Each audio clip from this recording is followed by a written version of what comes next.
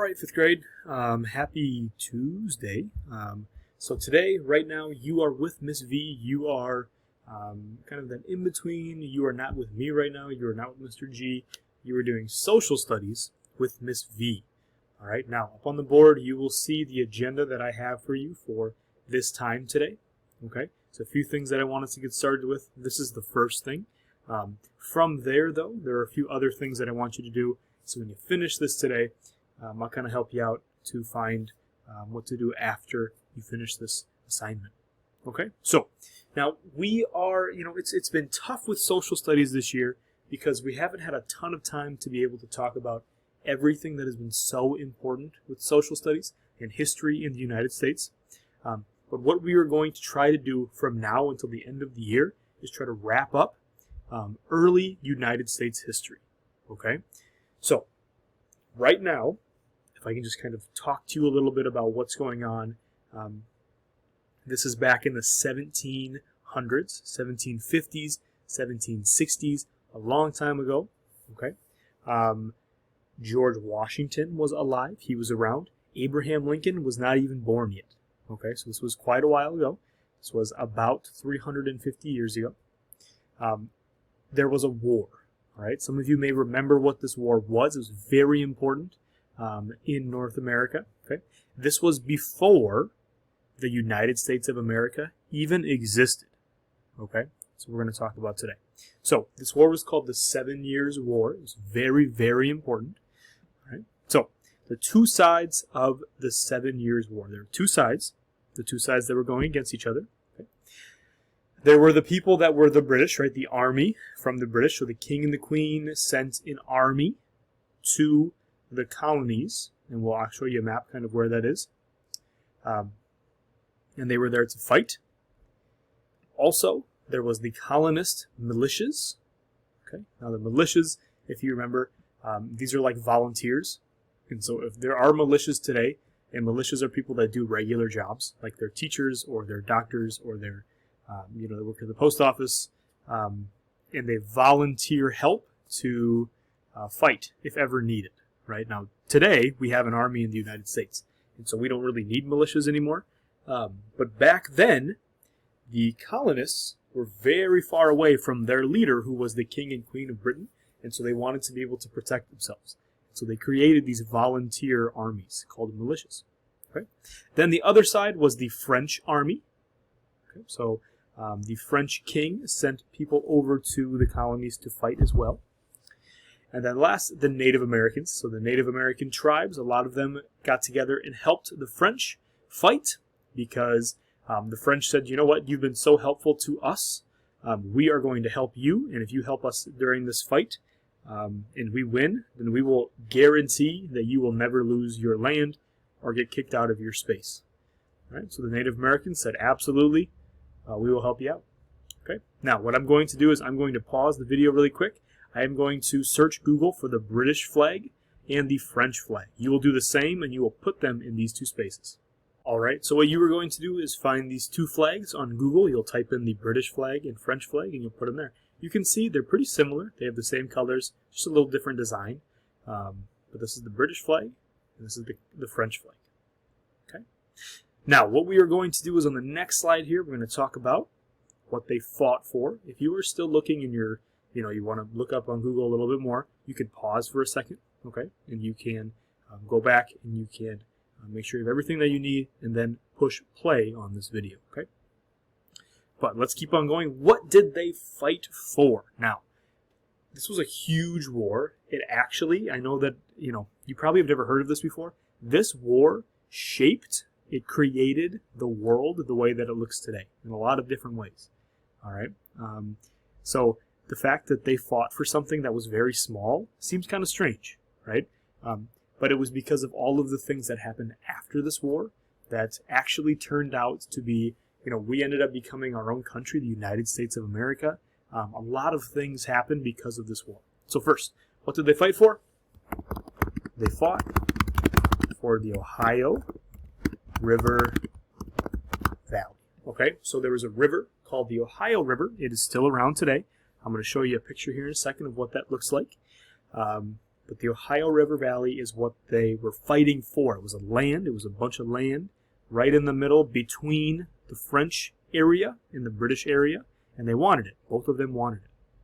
Okay, so let me go here really quick, back to Google.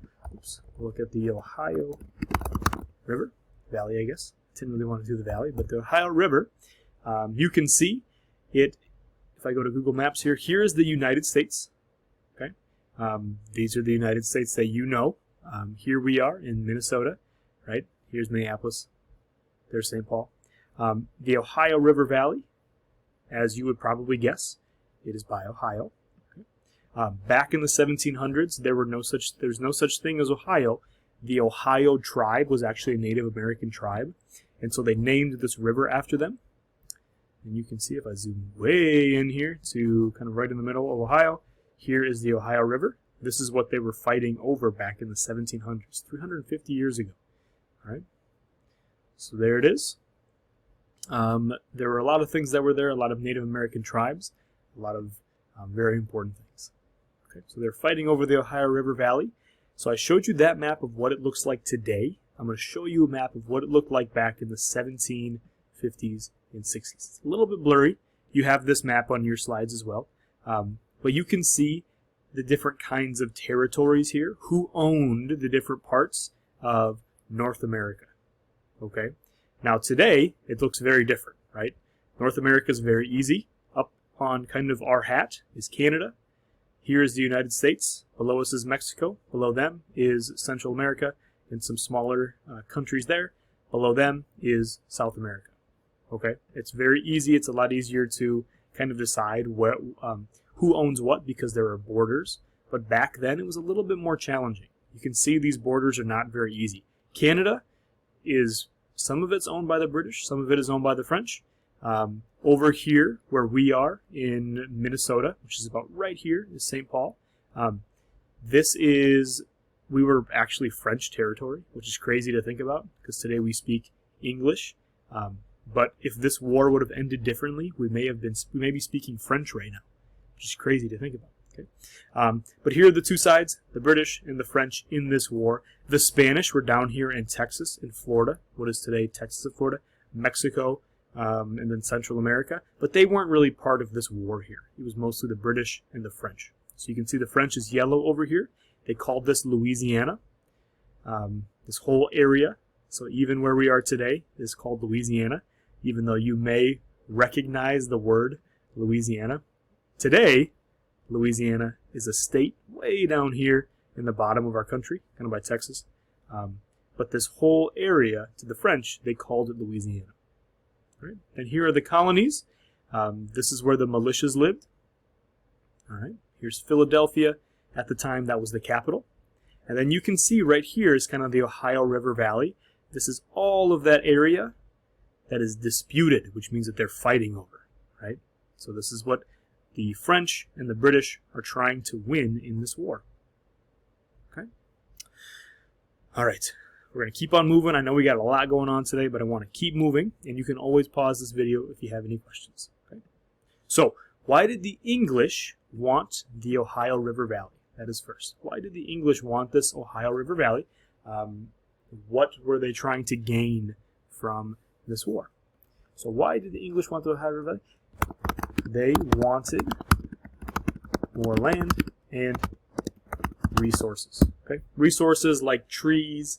They can cut down and use for lumber. You can use for building houses and things. That's really what they wanted. They just wanted to take that land because there was things on it that they wanted. It was pretty easy, right? So they wanted more land and more resources. Let me do over here. So now the French, why did the French want the Ohio River Valley? Theirs is a little bit different, kind of the same, but still different in a certain way. So the French wanted the Ohio River Valley. They wanted more furs and pelts. Okay. Now, furs and pelts may be words that you have never heard of before. The word fur is exactly what you're thinking of. It means like animal fur. So the French, one thing that really helped them make a lot of money in their country was they sold a lot of very fancy furs from animals. All right, there were all of these animals here that Native Americans had been catching for thousands of years that didn't exist in France. Things like skunks, beavers, especially beavers, but also things like, let's see, what else is there? Raccoons, just really these kind of small mammals that today we don't really think of very much. They live out in the forest. But for the French, they really wanted their furs so they could make them into very fancy clothes. All right. So it's one reason why the French really wanted to take that Ohio River Valley, because a lot of those animals that live there, they could have, and they could use their furs to sell back in their home country. Okay. All right. So they battled, they fought, a lot of really very intense battles. A lot of people died, very sadly, from all the sides, from the British Army and the Colonist Militias, and then also the French Army and the Native Americans. Okay, so the battle was very intense, but who won? I'll change this so that it is not that color. The British. All right, so the British